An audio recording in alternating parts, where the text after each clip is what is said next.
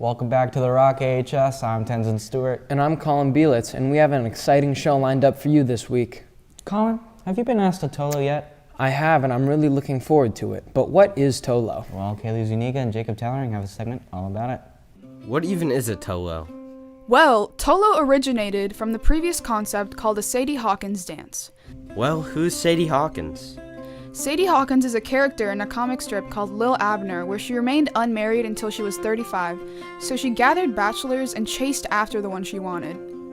Oh, that makes sense. So the roles were reversed, where she had to ask out a guy instead of vice versa. Exactly. Ever since that, school dances took this Sadie Hawkins concept and transformed it into what we have now, which is Tolo. Got it. All makes sense now. Now we're going to talk to the AHS cheerleaders who organized Tolo and answer some of our questions. My name is Macy. My name is Gabby. And we are Anacortes High School cheerleaders. I'm a senior. And I'm a freshman. So the cheer team is organizing Tolo as a fundraiser for future events and activities we want to do. So we have cheer camp in the summer, and then like our uniforms and anything extra like we want to do next year, we're going to raise money for that. Originally, Tolo is when the girls ask the guys, but this year we just want it to be very inclusive, so anyone can go with anyone, or you can go in a group or by yourself if you want. The theme of Tolo is decades, so you can do like 80s, neon, or 70s, flower crowns, or even futuristic if you want. It's pretty open. So we're going to have drinks, dancing, music, and a photo booth. Tolo is March 26th, and it is from 8:30 to 11, and it is in the Commons at the high school. The last Tolo, I can't even remember when the last one was. There hasn't been one since I've been in high school, and I'm a senior.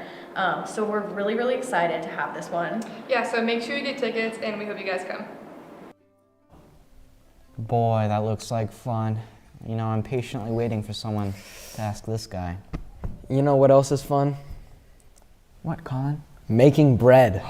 Oh, yeah. Well, I heard Kayla Strandberg and Core Apple interviewed Caitlin Brar on that very topic.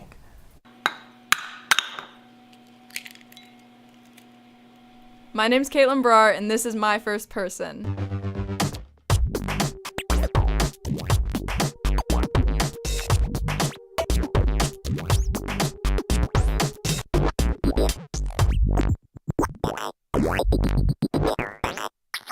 Why bread?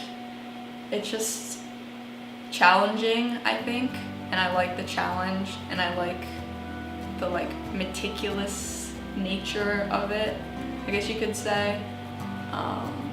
So I guess I like that, and there's so many different recipes to try, so I love just trying tons and tons of recipes because they're all really different. I don't know, it just feels special, like making a loaf of bread for someone, or just making a loaf of bread. The hard part is making sure that your water is warm enough to activate the yeast, but not too hot, or else it will kill the yeast. So I just microwave mine, and then I'm gonna pour it in and just kind of mix it together. The yeast is alive, so that's what makes the bread rise, right? So when you're baking with yeast, you have to make sure that it's alive in order for it to rise. And then when it rises, it creates all these gas bubbles. And that is your dough magic. You just always have to knead bread when you're making a yeast bread. It's just really fun. It's not that big of a deal. I kind of like it. It's kind of soothing and therapeutic. I just love baking. It's something I could do forever. It's just so fun and exciting, and getting a nice little result, and then you can kind of do whatever you want with it. I personally just like giving my bread away to people, and that's why I bake a lot during the holidays, because then I can just give it to people. I'm like, Merry Christmas, Happy Thanksgiving, Happy Holidays.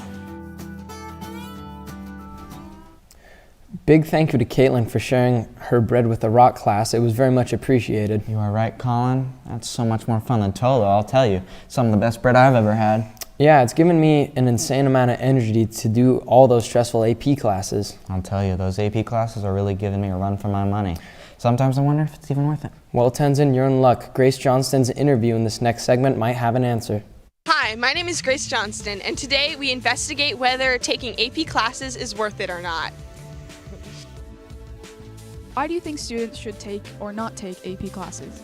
I think it really depends on the student and if they love the subject, because sometimes they could really love chemistry, like AP chemistry and lighting things on fire, but other things they may not be as interested in. Just depends on the kid. It is a lot of work, but then like taking AP tests kind of helps you prepare for the SAT, and then it also looks really good for college resumes, which is nice. And it's not like too much work, so yeah. Would you say you regret not taking AP classes through high school? Not really.